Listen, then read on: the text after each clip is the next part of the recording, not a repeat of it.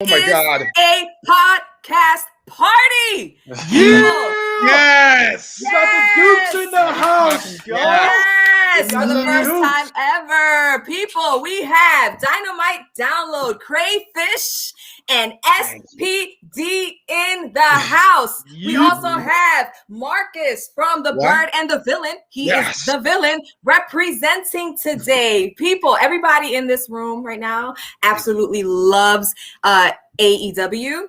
Yes. And vibes. Wrestling. Yes, good vibes. All in general, people. Starting with Crayfish, tell me, how are you feeling today? Man, honestly, anytime I get a chance to just hop on here and talk about AEW, it's about that positive energy. This company has made me feel like excited to be a wrestling fan again. And so, this podcast that SPD and I do, Dynamite Download, it's brought two best friends. We've been friends since we were just munchkins.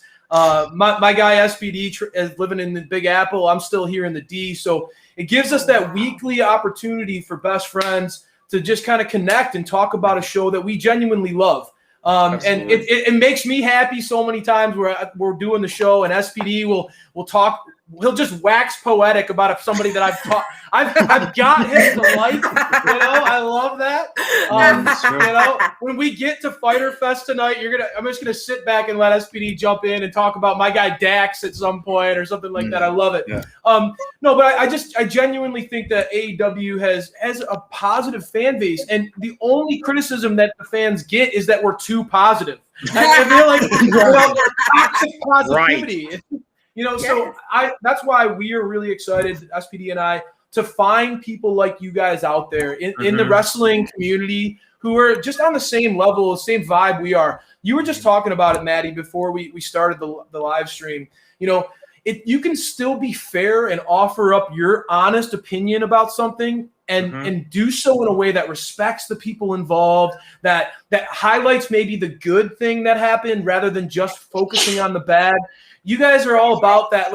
Let's be honest and fair about AEW, but let's try to build them up rather than always trying to tear them down, right? And I love that about this. And I think that all of us here are going to be talking about Fighter Fest with that same lens, right? It's going to be that lens of what are we most geeked about? Marcus, I know you over there. I know you're geeking about this card, dude. This card is sick. Sir, this card is brilliant, and I swear to God, SPD was born with those shades. I swear he was. Don't they look natural? Natural? I sleep with them on. Humbling to be with the dynamic duo. Thank you. Honestly, you guys have always been about, like you said, about positivity, and AEW and positivity go hand in hand. Obviously, they listen to us. And I feel like that's a big, big difference, especially now. It's making people tune in more because we know that what we want to see matters. And honestly, for Fighter Fest, like you said, Crayfish, I'm shaking, buddy, because after long thought last night, so I have high expectations for what Fighter Fest is going to be. I'm excited, and I can't wait to break it down like a fraction. I have all the matches here. We're gonna definitely break them down. So, people, just to say hello to a couple of our people here, we got Joshua, Courtney, Leroy, Mind Runner. Look at that. Anna, Ryan. Yes. Leroy. A lot of great names out there. A lot of people, SPD, new names for us too. So those of you who don't know the Dukes of Dynamite, thank you so much for joining us. This is going to be a great, fun time of collaboration talking AEW, man. Love it. Yes. Which is what brought me back to wrestling. So why don't we start? Let's start. Let's do it. But before we do, I always like to tell people, please, in the description below, when we're done, check out everyone's links. Follow these guys. They're great podcasts, positive podcasts. It doesn't matter what wrestling you like. If you want to hear positivity, these are the guys to follow. So please, please, please make sure you hit up these guys. And they have merch. Marcus, the Bird and the Villain, is coming with some merch soon. We're working on that. And that's okay, because you know what? We were talking, Crayfish, before we got started, that a lot of people don't understand how much work goes into these podcasts. This stuff is we're not getting paid. I haven't hit a pay window yet. We got to working on it. Right. You guys are the closest here. You guys are almost at 1,000. So let's get you there. Let's hope we get you there soon. That'd be so cool. Thank you. Yeah. So, I think we can make it happen. I'm gonna start with Crayfish. You tell me, what match do you actually want to talk about tonight? Let's start like that. The match from last night. What was last night? Last night's show. To me, I feel like now that I had time to marinate on it, looking back, it wasn't necessarily a match that had me the most excited. I genuinely loved the MJF and Jericho segment. I thought that was a home run. When I look back on the show, it's just another reminder to me. These two, whenever they're together, they're just pure. SPD, what are they? Gold, baby. Gold, baby. These two are, I mean, honest to God, they're so funny. They're so good at what they do. And I guess that's a greater example of what we're on Dynamite Download here. We are loving that Summer of Pain. We love this Pinnacle versus InnerCircle feud. We're digging all the content. We think it's fantastic. So I think that MJF and Jericho segment was fantastic. And I also think that trios match was one of the stronger in-ring matches of the show. Yeah. I mean, I don't know about you guys, but for me, Team Heel, I love seeing FTR and War Dog together. I mean, that's like a Crayfish dream team right there. Anytime we get to see Wardlow in action, to me, Maddie, it feels like it's like a special. I love Wardlow. It's a special event, right? It feels special. And there are FTR. That's my jam. I will be happy to talk about FTR all day. So I feel like the InnerCircle Pinnacle, that whole vibe of last night's show, really hit hard for me. I dug it. So are you a Pinnacle fan? Yeah, I tend to be more Team Pinnacle. SPD's of course. Look at your shirt. InnerCircle. There's no better heels in the business right now. I think that this group is a super group. I'm loving what they're doing. Now that the InnerCircle is not a heel anymore, right? I'm still InnerCircle though. Always InnerCircle squad. I was stuck through them when they were heels, and babyface is just elevating into another level. Yes. We're seeing these stars grow. I mean, we're all on the same page. We love Santana and Ortiz. I mean, these are the guys. These are top guys, and this over the past 6-8 months, they have elevated their stardom, and the fans are so behind them, and we can't wait for them to get gold eventually, hopefully soon. Hoping so for that soon. But these guys and Santana, we talked about on our show last night. He's like the workhorse of the InnerCircle, and he's grown so much in the ring. His look is awesome. The stuff he's doing on the mic is phenomenal. I can't say enough good stuff about Santana. That guy is just on top of his game. Yes, I love him. Marcus is actually a Pinnacle guy, right, Marcus? Oh my gosh, I am. And to include with, like you said, SPD, like they are dude, they're Maddie. And you can be salty. And I'm going to tell you why she's being salty. I'm making faces down here. I'm not salty. Wardlow whooped the shit and got the W like I predicted was going to happen because he's big beef. He's big boy beef. And not really, but I'm sorry that he won. Thank you. Can we not say that at least for like FTR? Proud and powerful. We have a new love for tag team division is stacked in AEW. It's brilliantly done. It's not just flip-flop tag teams. We have reasons to care. FTR, Craig, I will give you, dude, we need to go out, hang out, and chill together because FTR's tag team title reign was too short. They're a dominant fashion. A dominant. How can you hate them? How can you hate them? They're more than are you already seeing why I wanted to do this with these guys? Because honest to God, like hearing them talk about their love for tag team wrestling in particular, getting ignited again with what AEW's division has been able to do. SPD, week in, week out, I have been always talking about how strong the tag division is from the beginning of Dynamite Download. Built around it. I'm a tag team guy. I love tag team wrestling. Yes. I think that it's the best thing going. And so for me to hear you both talk about how this feud is really pushing two tag teams that in every, let's be real, Santana and Ortiz and FTR are both sick. They're both awesome at what they do. And this feud is only making them better. I mean, SPD, you and I, we've seen Dax emerge as the workhorseman as he has donned himself. We have worked in collaboration with Dax on that one. He's the workhorseman of the InnerCircle. We've seen him really transform. And you just said it, Santana and Ortiz. Everybody seems to be chomping at the bit. Maddie, I know you over there, you are hardcore into wanting to see Santana Ortiz get those tag titles. Am I right? That's all I've been talking about when it comes to the tag belts. Like, I've been talking Santana and Ortiz since they came to AEW. I know. Like, what's going on? Why is Proud and Powerful don't have these tag belts? When they were doing their feud with Best Friends, was another amazing that street fight. Oh my God. Oh my gosh. That was I talk about that every week. Every week I talk about this. That's how much I love that fucking street fight. It was amazing. It was amazing. Dropping that F-bomb. That's how much he loves it, y'all. It's all good. It's all good. That's pure excitement. And I get it. A lot of people don't know. I have a potty mouth beyond belief. you were born nasty. You're talking Santana. You gotta do what you do. Yes, get their merch. Get their Look merch. at you now, belly up. I love it. There's nothing wrong with it. I got my action figures. I'm just waiting for them to get their belts. If they come out with action figures that have belts, I'm gonna get those too. Yeah. It'll happen. I mean, I hope so. Definitely. You're going to look into your crystal ball and you will see gold around PNP's waist very soon, right? I hope so.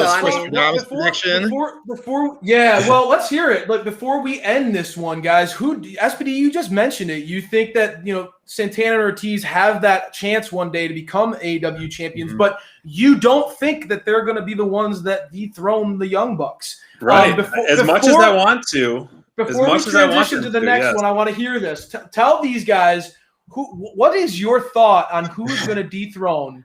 So I think because of, we had an awesome main event. We've been seeing this theme of main event mixed with, the Young Bucks and the Good Brothers with the Elite, Hunter, Eddie, and Penta. And, Ray is on the shelf. And I think Ray's going to come back in a surprise appearance to kind of help put the nail down on the Bucks. The Lucha Brothers are going to reunite, take the belts off of the Young Bucks, because FTR and Santana and Ortiz, InnerCircle, Pinnacle, this feud we want long. We want it to stretch out. We love this. This is pure gold. The mix and match, like we've said on our show, take a Yahtzee dice, throw them on the table, and that's your match of the night, and you're going to have a banger of a match. Doesn't matter who you face against each other versus Pinnacle and InnerCircle. So the Lucha Brothers to come back, if they're continuing this kind of feud, to dethrone the Bucks and then them go on a run. Then down the line, the next would be Santana Ortiz or FTR to kind of reclaim the gold, if that. So I think it would be strange to have someone break away from InnerCircle Pinnacle feud to fight, feud with the Bucks at this time, given the landscape of the feuds we got going on, because there's so many different feuds within AEW right now. I mean, you got the Elite feud, you have the Darby Allin feud, you have obviously the InnerCircle Pinnacle feud, and to kind of, and Miro, whatever Miro is going to be doing. So it makes sense to kind of continue that. Yes, right. My prediction is a Ray Phoenix return, pairing up with his brother to dethrone the Bucks for gold. Who takes it? Is it going to be Penta? You're saying Penta and Ray Phoenix? Yeah, Penta and Ray. Not Pac. All right. Even though you mentioned that name, Cray's going to salivate because that's my guy right there. That's my guy. I think Penta and Ray Phoenix. Either way, they have history. Real quick, I don't even want to get off that quickly, but they have the history. Yeah. This is how good tag team wrestling is. Look at the history that the Young Bucks and the Lucha Brothers, they have history. I'm literally excited, SPD, for that match. That's a bold prediction. I may steal that prediction because it's not copyrighted. The point is, it's a very sweet prediction, sir. I need that prediction.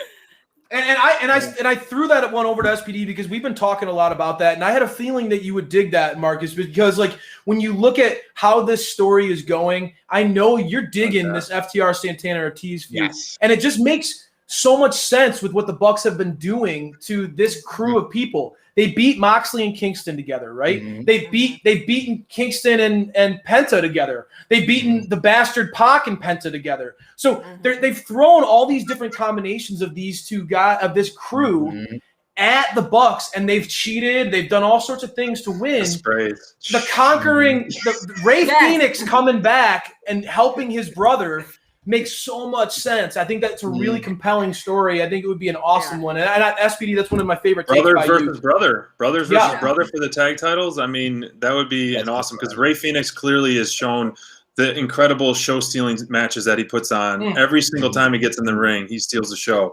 And I think that match, Young Bucks versus the Lucha Bros, for tag team titles on a big stage in front of a crowd would absolutely blow the roof off the place. Well, I hear you, Maddie. Yeah. Let's like talk about. We were talking the Pinnacle InnerCircle, right? Yeah. And that how that's such a hot feud. Mm-hmm. Getting back our focus in on the Fyter Fest. To me, we asked this question on Friday Night Fights and Flights. We talked about what is your favorite feud in AEW right now. And my answer was Darby Allin versus All Ego Ethan Page. I love what these two guys are doing. I'm all aboard the Darby Express right now. You're the conductor, and I think that Ethan Page. I said it early on. I think Ethan Page is as home run of a guy on Team Heel as you could ask for. He's checking for Team Heel right now. He's checking. He's big game. Big boxes, dude. And I said it at the beginning. All of them. He is going to be a huge signing. I said it's going to be the biggest signing of this year. And I think this kid, his ceiling is so high. What's your favorite feud? And do any of you guys feel how I feel about this Darby versus All Ego Ethan Page feud? I like Darby Allin a lot, and Ethan Page is growing on me. But it's not my favorite thing going on in AEW. My favorite thing is literally the InnerCircle versus the Pinnacle, because there's so much stuff going on between those two factions. You got 5-on-5, and they have their matchups. You have Sammy, and you have Shawn Spears. You have MJF, and you have Jericho. You know, FTR, Santana, Ortiz, and of course Wardlow and Hager. And one for each. And like you said, this is going to be going on for quite some time. I agree with the people in the chat. SPD, I think that was an amazing prediction. And you know what? I'm a big fan of Death Triangle. Big fan. I have them in the back too. The Golden Triangle. That's my crew. I love the Miedo. I love them a lot. I wouldn't be mad with them taking the belts, but it's true that if Santana and Ortiz got them in September in New York, in Queens, oh my God, that's a roof blower offer. That would be bonkers. No doubt about it. What you think, Marcus? I will say this as far as Craig. That I love that you mentioned that, because when Ethan Page got signed, I was literally marking the F out, dude. He is like you said. Look, Maddie, the potential that Ethan Page has to be a level 18 heel. That's right.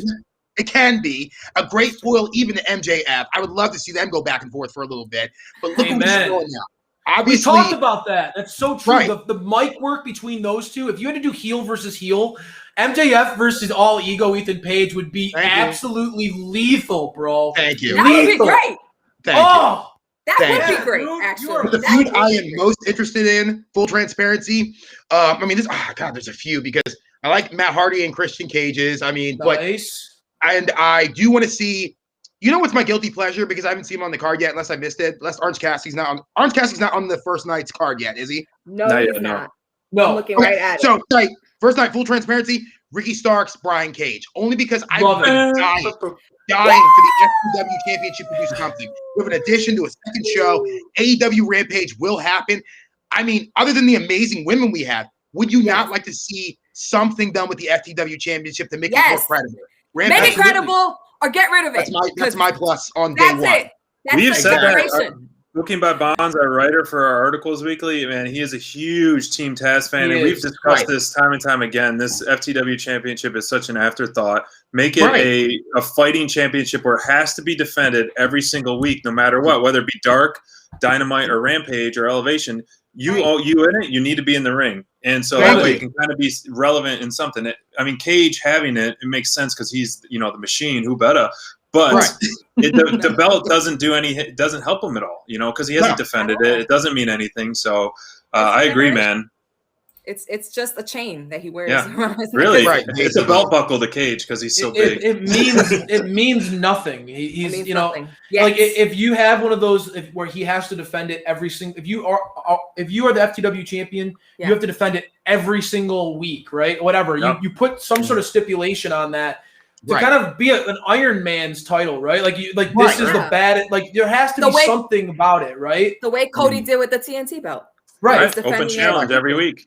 Yeah, that would be a natural segue to add more, like you talked about, SPD. Throw that onto Rampage. Allow that title to break away and let TNT be the home of the TNT title and TBS. Right. The TBS right. the title. Right, I'm with you. I think that's a great idea. It'd be good. Something for them to aspire to. Our roster is slowly getting bigger. Slowly, or have the potential to get bigger. Have something to build it. Let's talk about this. Since we're talking about talking about the roster. Talk about the roster getting big, guys. I mean, Malachi Black and Andrade the same night. Like, whoa. And Andrade, that match. We have to talk about that match. We will talk about it. I want to hear your guys' thoughts on that match more importantly, because I hate to do it. I love that match. Me personally, I love the match. I love the black mask. Why were people giving such negative responses what were you people expecting? This man has a AAA mega campeonato title shot at, for Kenny Omega. He's top tier right now. I was excited. Were you guys excited? His match was. Amen, bro. SPD, I'll let you jump in because I know you love yourself some Matt Sydal too. So this was a great starting opportunity for you to see Andrade on AEW, right? Yeah, full transparency. I wasn't a big Andrade fan in WWE. Same with Aleister Black because of just the poor booking. I think both of them have the sky's the limit with potential, but the poor booking, I got bored with them and just kind of gave up, sadly, on them in WWE when they were kind of getting hot and stuff. But the match itself, I love the pairing. I love where, both guys can go to the air and go to the ground and pound. The only negativity I have, if I had to, be overcritical, was just the booking of AEW with the picture-in-picture and, the things like that. You have a debut of a world-class star, and then you go to picture-in-picture.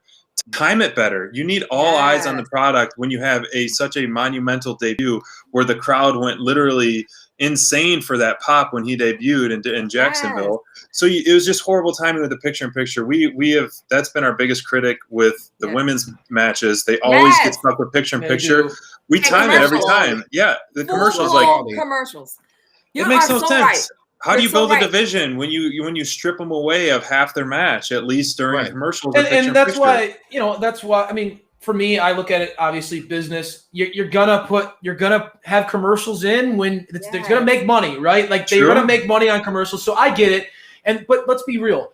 Rampage becoming another opportunity down the road. You know that a lot of these, as Marcus talked about, there's a need because this roster is getting very deep. And I think that there's a lot of people out there who want to see the women's division, who want to see emerging stars like a Varsity Blondes tag team. So many of these the Acclaimed, a lot of these younger teams and younger talents get more opportunities. And I think so. This was a really, to me, guys, I think SPD, I think part of the reason why you may not have been super stoked about Andrade's debut here in AEW is because you didn't really know him in NXT. You know that I've been an NXT guy, and I love AEW. That's my favorite company in the world. It's the only one I watch weekly now, religiously. But I was been a hardcore NXT fan from the beginning. And so I got to see Andrade and his story arc and some of the cool things. And same thing, I know anybody here with Malachi Black, the best stuff about Aleister Black's run was not on Monday Night Raw. It was in WWE NXT. And so you get to see a different side of these characters. And I think that what's going to be fun is AEW is notoriously a lot more open to the wrestlers having a say in their creative process. And I think, Marcus, you talked about Andrade's kind of swagger that he came out to the ring with that that mask, the pinstripes, everything about him. You could tell, all right, this dude's trying, he's feeling himself. He's with Charlotte Flair. He's debuting on AEW television. This dude is feeling himself, and he's going to go out to the ring and have control over how he's presented. And I thought that he presented himself incredibly well. I think AEW did him a lot of favors, putting him in the ring with Matt Sydal, the number 5 ranked contender at the time, and who is a guy who, as JR talked about many times throughout that match, 12-year veteran, just a real solid pro who I know SPD has really become a big fan of because you can count on him to be so reliable week after week after week. Every time you see Matt Sydal in the ring, you could tell he works well with the other person's style. He allows them to look great, and that's a talent. That's a conversation that we had yesterday, my husband and I, that Matt Sydal can literally make anybody look amazing in the ring. And that's not to say that Andrade was not amazing. There's a lot of people in the chat that are not feeling Andrade, like Leroy and Courtney, but that's okay. You know, everybody's not for everyone. Like, I'm not a fan of the Varsity Blondes. See, that's okay. And that's okay. I'm trying to be the third member. Yeah, that's what he's trying to join. That's what he's trying to join. No, I hear you though. You're absolutely right. You're spot on, man. You do it, though. It's so good, SPD. SPD, give us a little bit of that. Give us a little twirl. Oh, yeah. Beautiful. Marcus too. Marcus. I know you got some. I'm long hairing. Yeah. Get it. Blah, blah, blah. But, no, it's he's right. Like there's potential. Craig, like you were saying, like there's so much talent, so much opportunity, so much potential for AEW, not only as a brand to grow, but this is what I respect about you that's honest. NXT. And this is stuff that we don't talk about because I got caught up in the war too. I did. And it was, let's not lie to ourselves. They literally had it was a war. Like it was programming. But here's the thing that's really, I have to admit. Now I'll admit it. You have to watch NXT. Not only because does it actually have good matches, because it's ignore the brand for brand's sake. Will you agree with me, Craig? They put on some great matches. Absolutely, man. I've heard absolutely. You're missing out on. And the beautiful thing is too, brother, is that like when you genuinely get to see the growth and the development of a Sasha Banks from when she started to what she is now, when you get to see like those wrestlers work out the kinks. Andrade is an example of that. He came in and his character came in and he was like this super hot, like he bought into his own hype and he got caught up in that party lifestyle and he started slipping and he was losing. And that's why Zelina Vega came in and lit a fire under his ass and made him go out and be the man that he is. And I think that like watching that maturation take place takes long-term storytelling that NXT does, that WWE Raw does not know how to do right now. They just don't.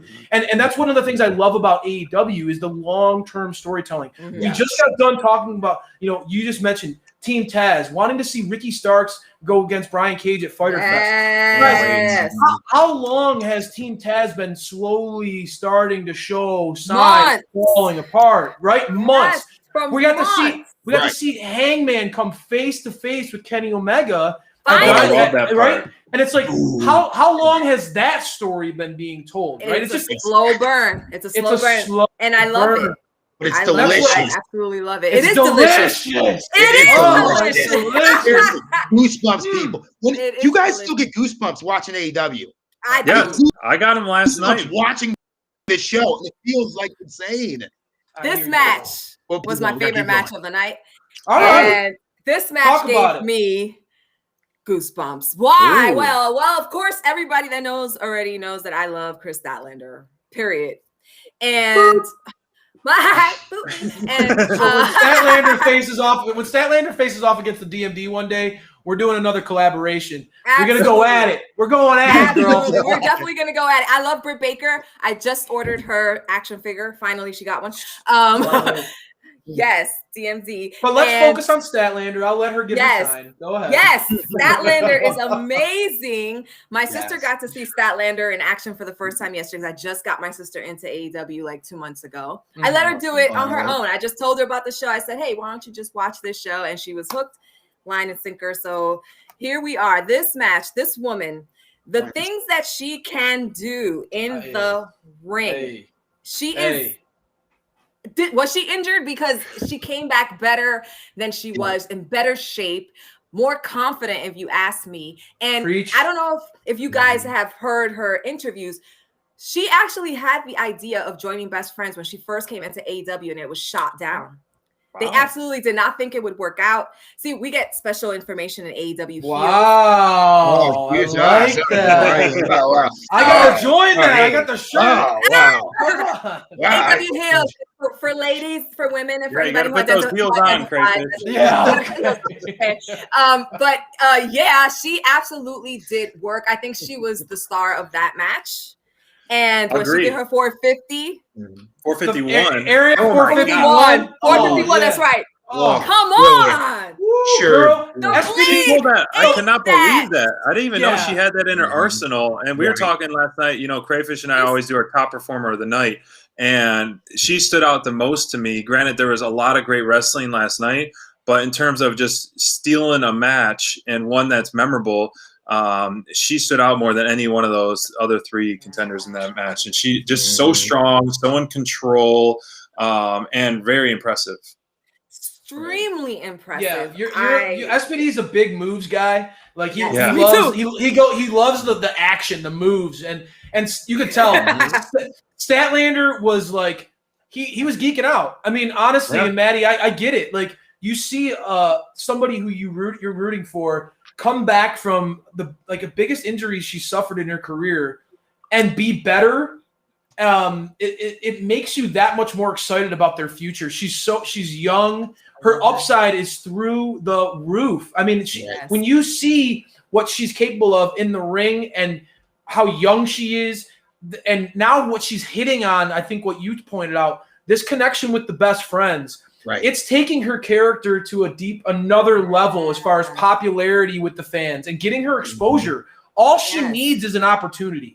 All she needs is that opportunity to show what she can do. And being associated with the best friends is giving her just that. That was a fantastic way to kind of pit her against someone like Bunny, too, who I think is showing some growth as a heel. I like what she's doing. Clearly very different sides of what you can do to get over, right? Bunny is Bunny is doing great character work. Her cackle is now iconic. I hate that thing.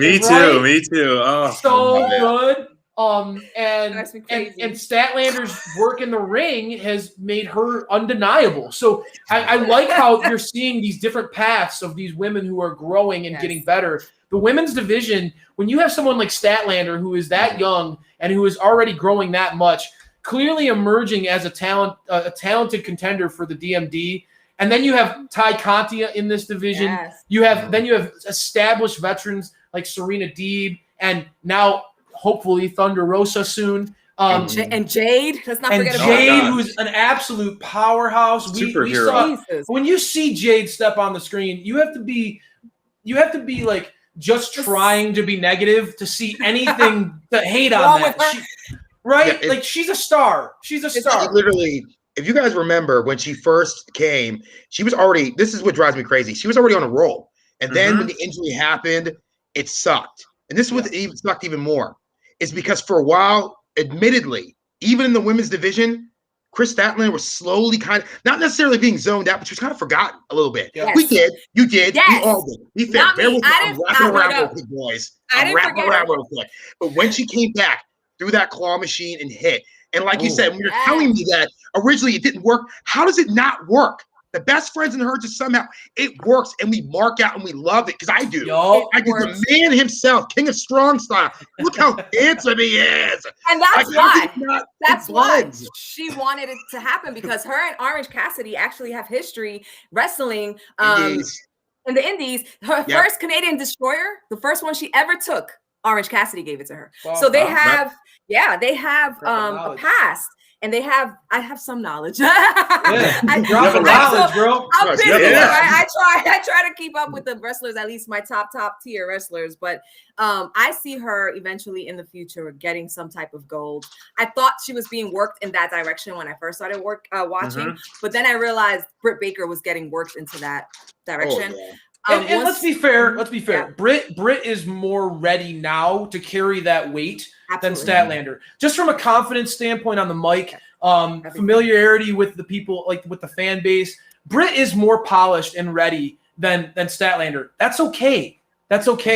Statlander will get there. And I think that's what's exciting about this division is you have a lot of people like Kris who are, you could tell, getting opportunities, developing. I think that AEW did a lot of work with Mission Pro Wrestling through Thunder Rosa, and it became very evident that there are some seeds being planted here for how we can make women stronger. I remember talking to Thunder and her talking up Red Velvet at the time, and I was like, Red Velvet, huh?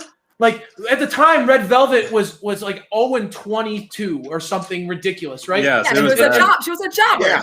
And Thunder was like, I'm telling you guys, if AEW utilizes this woman right, she's gonna blow your minds. Right. And I was like, yeah. And as we saw her stand up to Jade and kind of the in-ring work that she was able to get in, you're like, wow, like there's some real talent here. And what other talents are they sleeping on? You know what I mean? Like I think that this is going to be exciting to see Rampage again. I'm so geeked as an AEW fan for Rampage to come because I do think that all those troubles that SPD talked about with picture-in-picture hurting the women's division, really only getting one or two segments at most a week dedicated to it. That's one of my biggest change. Stripes. The landscape is going to change. The landscape is going to change. It better change. This is changing the landscape. What we do on our show, change the landscape. That's going to change. Changing the landscape. Let's do it. There they are. Right? I mean, I see it happening. It has to happen. I mean, when you have a women's match and it's only max, I'm going to say 10 minutes, and I'm being generous. That is a generous 10. With very generous. Generous 10. You do not cut to full commercial. You just don't. If you have to stick in a little picture, do it. But don't cut to full commercial. The match yesterday was so good. When it went to full commercial, I flipped the TV off and I was just like, this is bullshit. Like, why does this always happen when I'm watching a female match? So yes, AEW still has some kinks to work out. They're getting there, people. They're getting there. They're getting there. They are. And I think that like for how young they are as a company, people forget like, wow, that like they're doing way more right than they're doing wrong. They haven't even been around for 5 years. Come on, guys. They're like 3 years. They're going in their third year, right? They have 3 years going on to their third, Going into their third. That's 3 years old, still baby. Imagine where they'll be. They're just a little baby. They're just a baby. Well, let me find out you're a Letterkenny fan. Somebody. I love Letterkenny. SPD, I swear to God, we're hanging out. Ray, you're fired. I'm his new partner. You're fired. That's hilarious. SPD always has a way of getting people to join Team Babyface. It drives me nuts. I hate it. I'll get you, SPD. I love heels. But guys, remember our first year with women's division? It was our weakest link. Let's be honest. It was our weakest link. In second year, it felt like the building blocks were being laid into play. Now we're going in our third year. I can name 5 immediate women's wrestlers I want to be women's champions. I want to see Rampage take the step because, and like you said, 10 minutes is not enough. When Thunder Rosa and Britt Baker were allowed to go, they went. You guys remember that? You remember that? Yes. We were campaigning for a main event. We interviewed Thunder in February, and from even before that, we were campaigning that Britt Baker and Thunder Rosa should be the first ever women's main event. We did this huge campaign that we thought it'd be a beach break. Didn't happen. And then finally it was. Oh, did that live up to the hype and then some, man? It was so money. I have it DVR'd. I've watched it many times, let me tell you, because as you know, Thunder Rosa and Kris Statlander are my favorite 2 female wrestlers. No doubt. Great picks. And I love Britt Baker. CMD, don't get me wrong. Right, who do you like? Who are your top 3? I'm going to throw it out there. I love these kind of questions. Top 3 females. Who are your top 3 female wrestlers right now? Go ahead, Maddie. You lead us off. You already gave us your 2. So the third's always the toughest. It's always the toughest. It's always the list is over after 3. You don't get the name anymore. Nope. I'm a big fan of Holly Dead. All right, that's it. Holly Dead. So that's your top 3. So you got Statlander, Thunder Rosa, and Holly Dead. All right. Twisted Sisters in there too. I like it. All right, I'm gonna mix it up. SPD, who you got? Well, Thunder is my number 1. Just love her aggression and what she does in and out of the ring for sure. Huge Britt Baker fan now.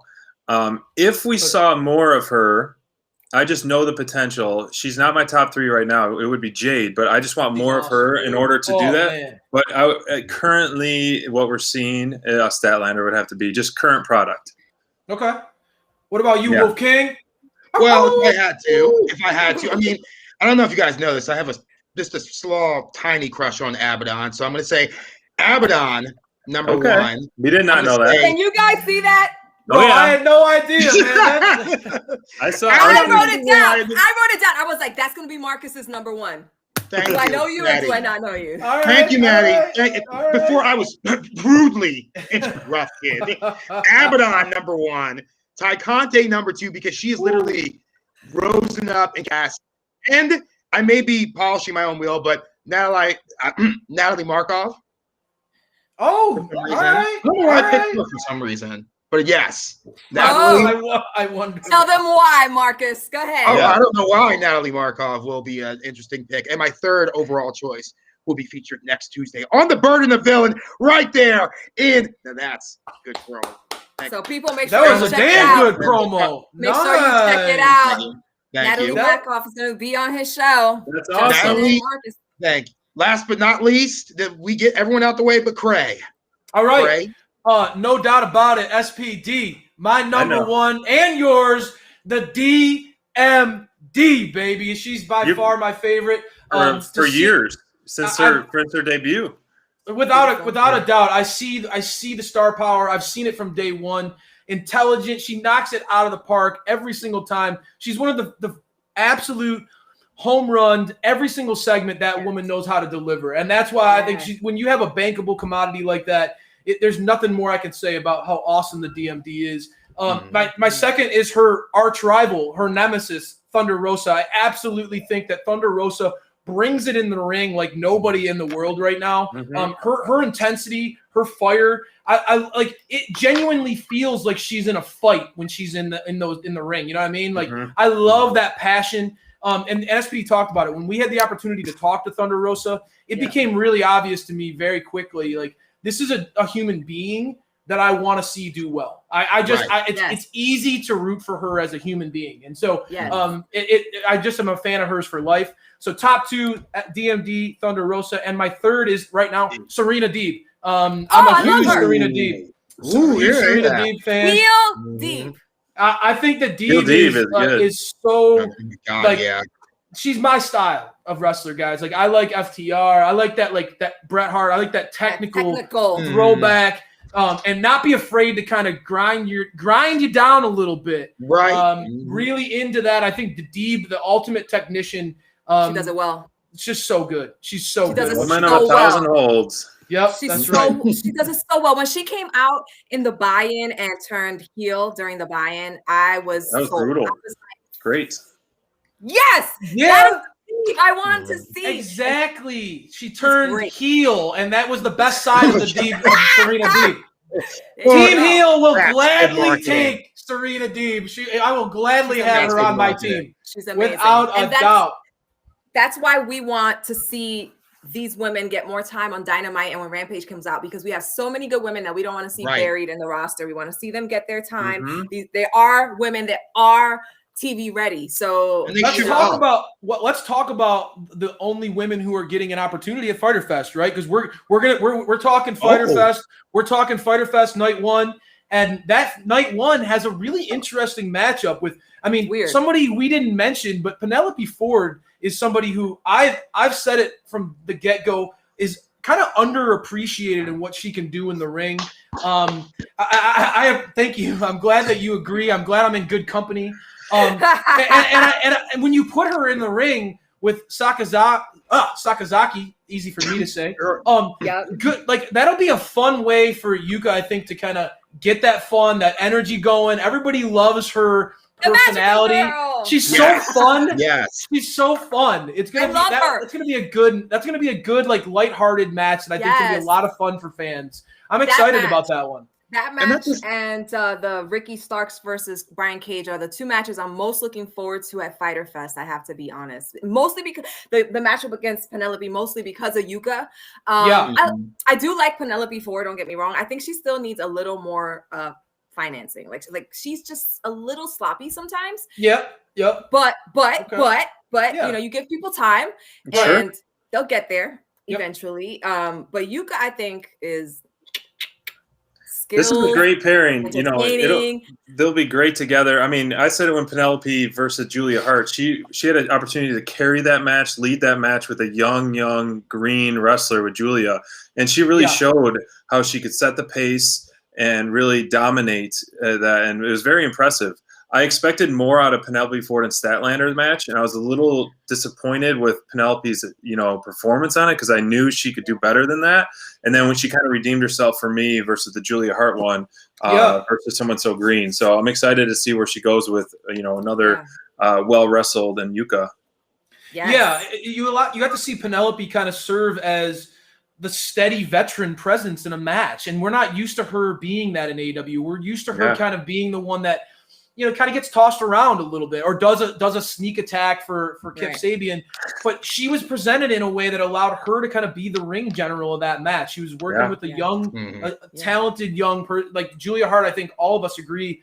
I know maybe not you, Maddie. You're not a Varsity Blondes fan, but I think Julia Hart is adding a cool energy, and what they're doing with the Varsity Blondes seems to be working a little bit for Team Babyface. I like that. And so I do think that Babyface. I think Penelope getting this opportunity against Yuka is going to be fun. I think it's going to allow. I think that those two styles are going to work out well off each other.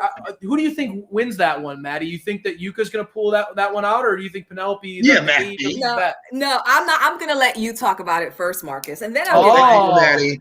I'll give my opinion. I'll give my opinion. Like Capricorn. You're doing the Capricorn vibe, and I'm loving it, girl. But if I could just interject a second.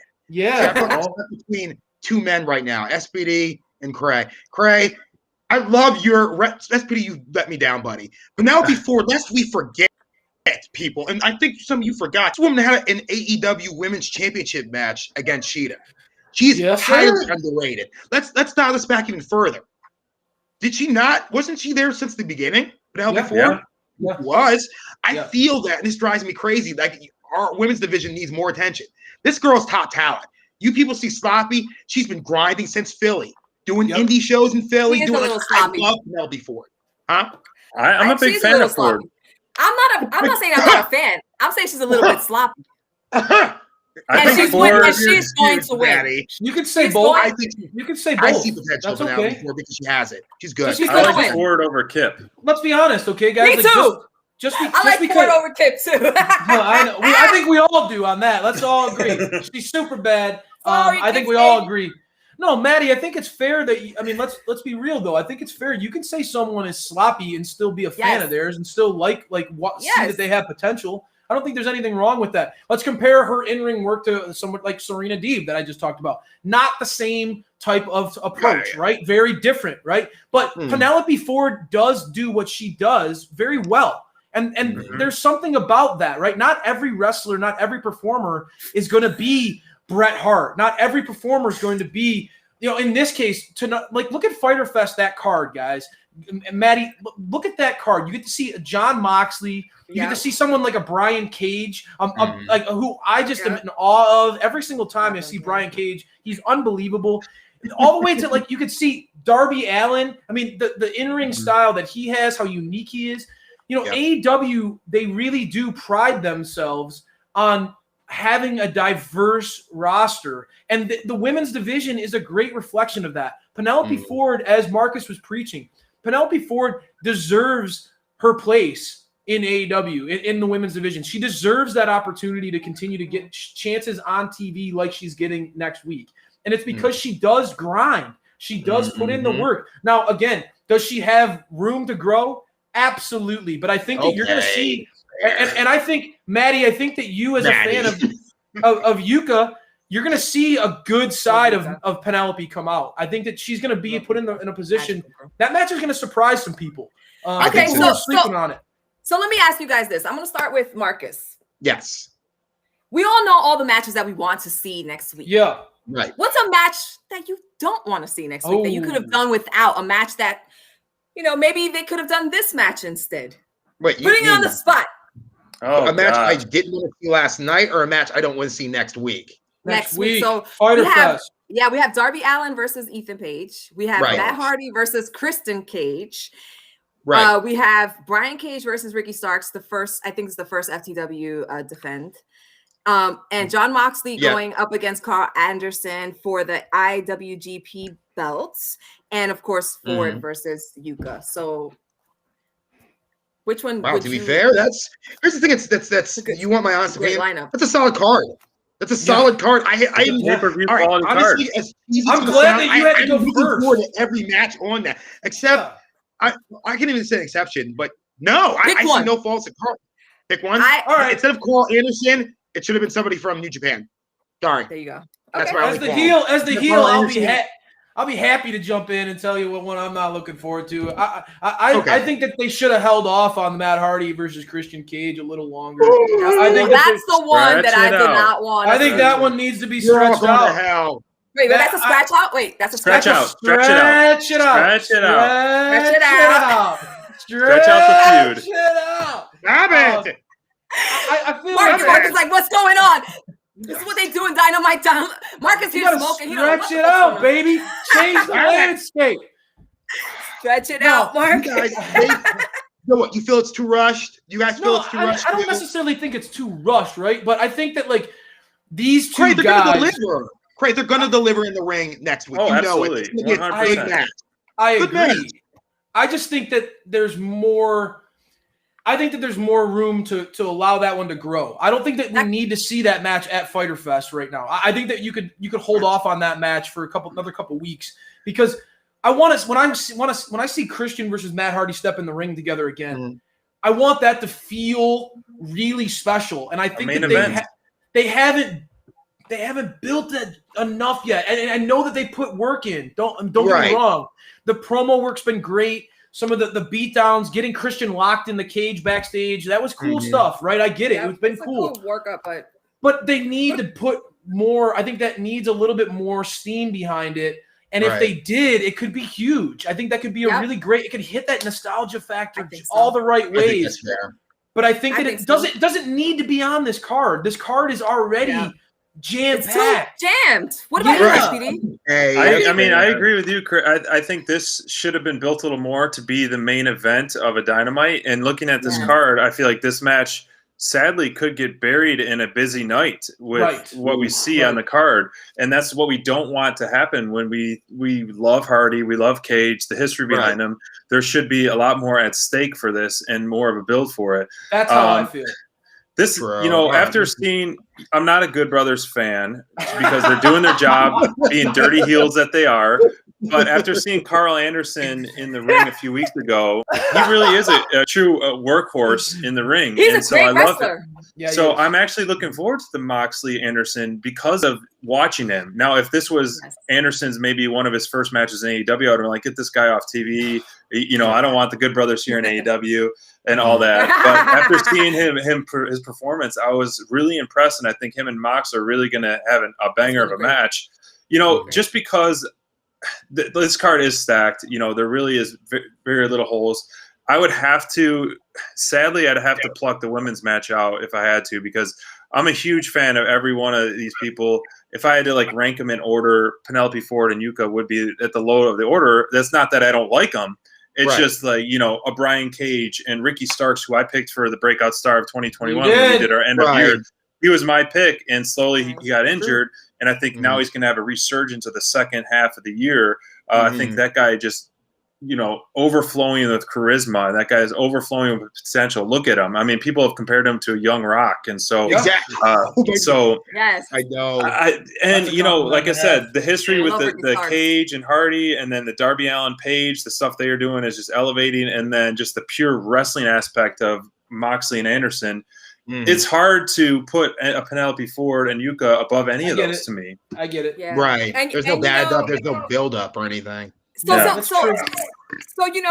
it's such a random match too. There was no build up. If I was gonna see a random match, I would have rather seen a Sheeta versus Deeb. Sure. Where is Sheeta? Where is Sheeta at, man? Sheeta's in Elevation. Sheeta's been doing a lot of dark, and that's what I mean. The women that should be on Dynamite are getting buried in dark, and that's why I'm really expecting Rampage to really do something for women, because this is just too much for me. Dark. It gives them still a place to shine some. I still like Dark and Elevation. It gives them the opportunity and more names. But it does show, to Maddie's point, though, it does show a lack of faith in the women's division to draw, which doesn't really make any sense, because any of us who do YouTube, which we all do, we know that the women's division gets all the views. Let's be real. They do. And there is a desire to want to see these talents. Maddie just talked about it. Thunder Rosa on a dark show. Why is that happening? Why is your former champion, especially with crowds? Right. Why is your former champion Shida on these YouTube platforms when you're putting? I get where you're going with that, Maddie, and I think that you're onto something. Let's hope and pray that that Rampage changes that, because I think that this division really does have the potential. The reason why I didn't name that match is because in order for the landscape to change for the women's division, you do need to give some of these these talents that don't have that main event type of vibe. You gotta give them those big stages sometimes and see if they go up to plate and they strike out or hit a home run. You don't know. You do know that every time you put Thunder Rosa up the bat, she's gonna get on base. That woman is gonna kill it, right? I say it every single week. DMD, you throw her out there, she's gonna hit a home run. Her segment's gonna be gold, right? But in order for you to feel confident about giving women more opportunities and to allow that division to grow onto Rampage, you do need to give these unheralded talents. I know Marcus is excited about this, is because Penelope Ford does feel like a talent that could do that. Yuka, to be honest, Yuka is one of my favorite crossover stars that we've seen come in from Japan. I love her work. I think she's a lot of fun. I think her in-ring work is entertaining to watch. But you got to give fans more taste of what their ring work is like in order for that to grow and to happen, right? And DMD didn't become the star she is overnight, right? Like, you have to build that, right? And that shows that, and that's why I think Shida, not only because she didn't have the fans, but I feel the reason why she didn't have the pop that she needed is because she didn't have the 3 factors. Yeah. She had her character, she had the wrestling, but she didn't have the promos. Okay. Those are the 3. I like the 3 factors. SPD, we're going to be referencing them going forward. Those make a lot of sense. You have to check. I always talk about, do they check the boxes for me? And I talked about that earlier in the night with All Ego Ethan Page. You have to have, when you look and assess a talent and you say, I'm going to mint this person as somebody who's going to be over. They're going to get this huge opportunity that countless other people would dream of. They have to check those boxes, right, Maddie? And I get why that's why you're hard on. I get it. I guess that's why it makes sense why you're hard on Penelope Ford, and why maybe like the Shida thing. How do you change Shida though? Like, how do you? I love Shida. So because she's so good in the ring. She's so good. I said a long time ago that the way to do Shida's promos is to let her run them in Japanese and put subtitles or have somebody translating. They're doing it for Penta, and I said that way before that started happening for Penta. Before Alex started doing the subtitles for Penta, I said Shida should get a translator. Like, why not? You give it Rio. Yes, and she could drop. And she's acclaimed, right, Marcus. Like, no, I agree. Like, I totally Rio's legendary. And to be fair, I don't think she did any English promos. It was all translated. She's our first AEW Women's Champion. I agree with that. I think it's because she wanted to incorporate that too, Maddie. I mean, she was living in Florida. Like she was there. So maybe she wanted to incorporate it herself. But I agree with you. I'd rather have it in Japanese because I love that AEW because. They embraced WCW tried to incorporate Japanese and to a lesser extent WWE in the early 90s, but you notice that's working in AEW. Yes, well, Kenny Omega.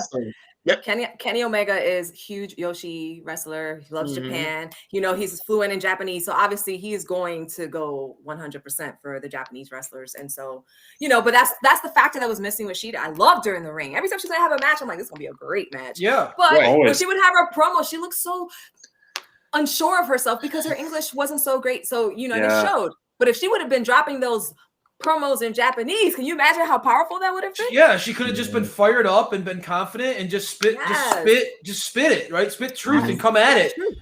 So I hear you.